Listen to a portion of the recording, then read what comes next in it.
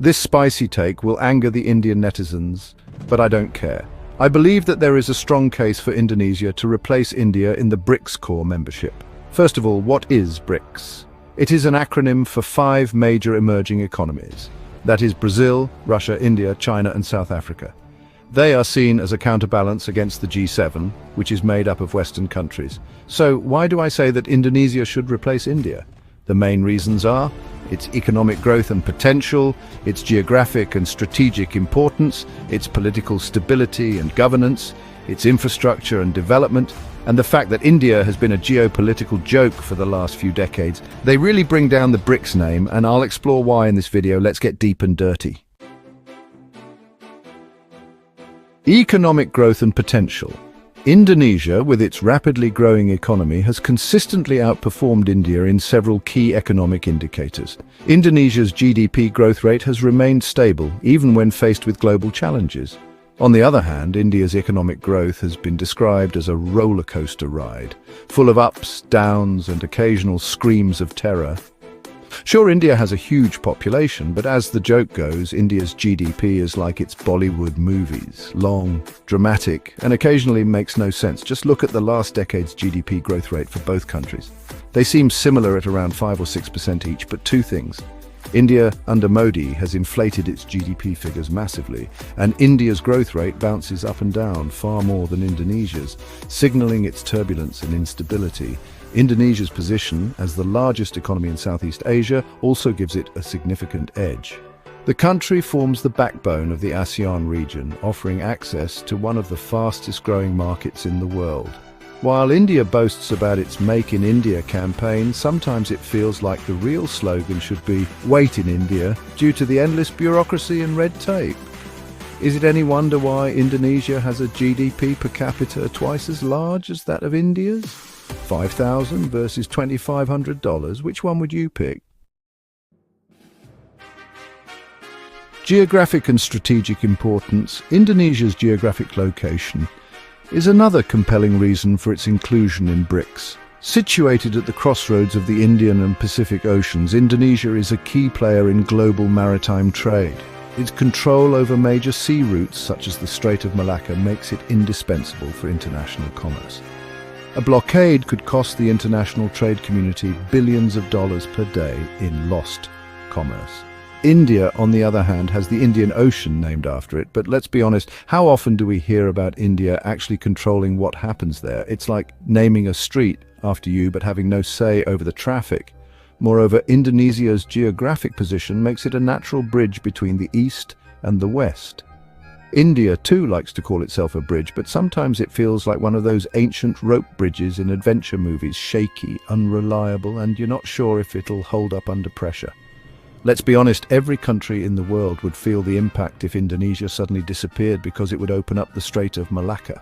Whereas India is already hidden inside an ocean inlet, and its disappearance would hardly affect anybody, nor would it be realized. People would probably cheer with joy if that happened. One of the most striking differences between Indonesia and India is the level of political stability.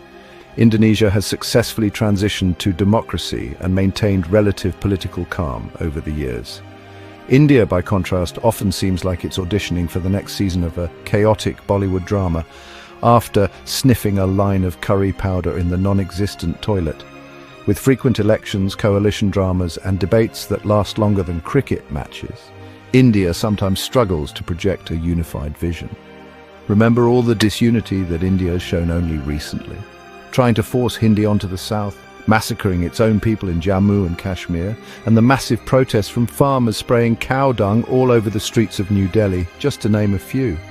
Speaking of elections, India's voting process is legendary for its sheer scale.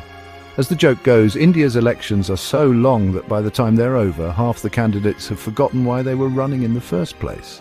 Indonesia, on the other hand, conducts its elections efficiently, proving that democracy doesn't have to be a never-ending soap opera. Now imagine a nation of over 1 billion people imploding in chaos and violence. It would be a humanitarian disaster and be disastrous for the well-being and image of BRICS as a geopolitical group, like the fat, ugly friend who drags the rest of the group down. Indonesia, on the other hand, has just under 300 million people and is much more stable, well-governed and manageable. Indonesia has made remarkable strides in infrastructure development in the past decades.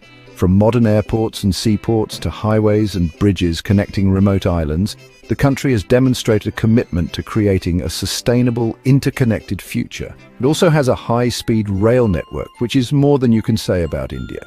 India, meanwhile, often struggles with basic infrastructure issues. Common joke in India goes, "Why did the chicken cross the road? Because it was faster than taking the bus." Indonesia's ambitious infrastructure projects, such as its new capital city Nusantara, showcase its forward-thinking approach. When they have overpopulation and crowding, which leads to unhygienic conditions, they actually build a new city with toilets and roads. India, on the other hand, has been trying to modernize its cities for decades, but progress often gets stuck, much like its traffic gets stuck behind a cow. If you've ever been to Bengaluru, you'll know that calling it the Silicon Valley of India is accurate only if Silicon Valley also has cows wandering through traffic jams and holes big enough to fill with oil to deep fry some pakoras. Remember last month when Modi went to visit Trump in the White House? There was no red carpet rollout to welcome him. He was just greeted like a low-level ambassador. The reason he went was to preemptively not get into a tariff war with the US. China, Canada and even Mexico weren't so scared that they immediately dropped everything to rush to Trump and beg him not to tariff them. Instead, they set up plans for retaliation, such as counter-tariffs and outright banning American products. They said, "Oh, tariffs, no biggie." Whereas Modi panicked and bent over backwards to Trump's demands. This included things like buying crappy Boeing fighter jets, buying expensive oil and gas, accepting massive amounts of Indian deportees that were chained up like cattle, and basically just kneeling on the floor and kissing Trump's feet. Another example of this international clownery is the Chandrayaan-3 moon landing that India claims is totally real, yet had to make a CGI video of it landing. It's so bad, like something out of an 80s video game. First of all, it's so obvious that they just faked it and made a CGI video. Second, even if it was true, why are they spending billions of Indian taxpayer money on this and not, building high-speed rail or fixing their dusty, pothole-ridden roads or building more public toilets? It's insane when you think about it. Why would the other BRICS members want such a member in their community? We should offer our respects to India as a founding member of BRICS, but that time is up.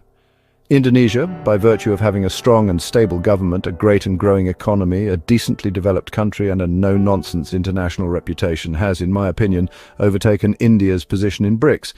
It would be far better for their reputation and standing if BRICS actually accepted Indonesia as a main member and relegated India to a secondary member of BRICS. India's and Modi's loyalties are not concrete and they usually flip-flop between the G7 and BRICS. Stop the headache and embarrassment that India brings to the community and just let Indonesia have its turn in the limelight. If you enjoyed this video, then please like, comment and subscribe. Thanks for watching.